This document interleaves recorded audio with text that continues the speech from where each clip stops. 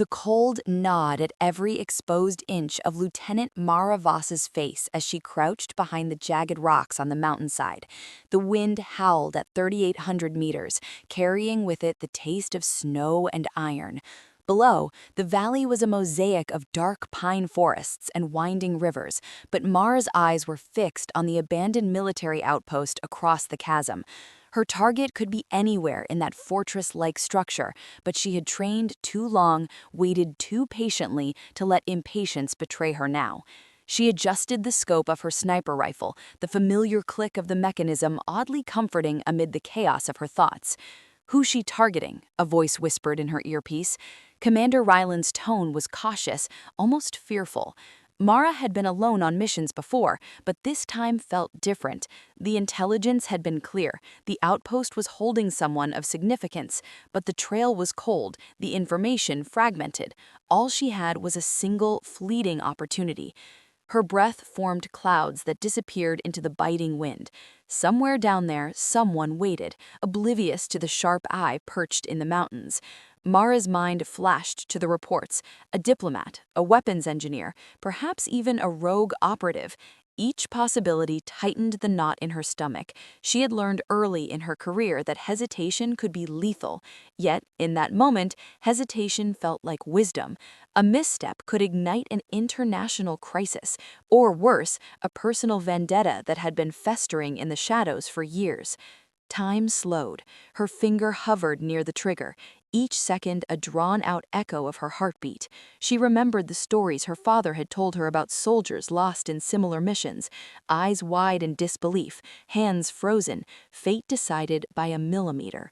Mara had always thought she was different, calculated, precise, untouchable, but now, above 3,800 meters, she felt the fragile weight of mortality pressing down. Movement. A shadow shifted near the main gate of the outpost. Mara's pulse jumped. Her training kicked in. She steadied her breathing, adjusted for wind and distance. Whoever it was, they weren't expecting her.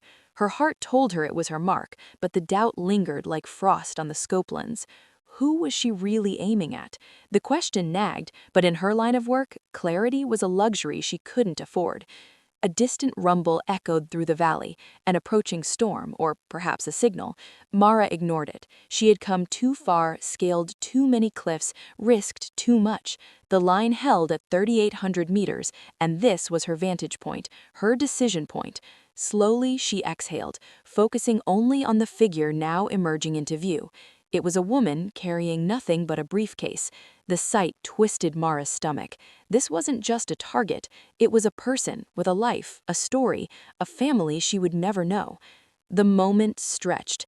Every instinct screamed to take the shot, yet another whispered caution. Mara's training told her precision, detachment, mission first, but the human element intruded, unwelcome and insistent. She realized then that sometimes the mission wasn't about the shot, it was about judgment, restraint, the choice between action and consequence.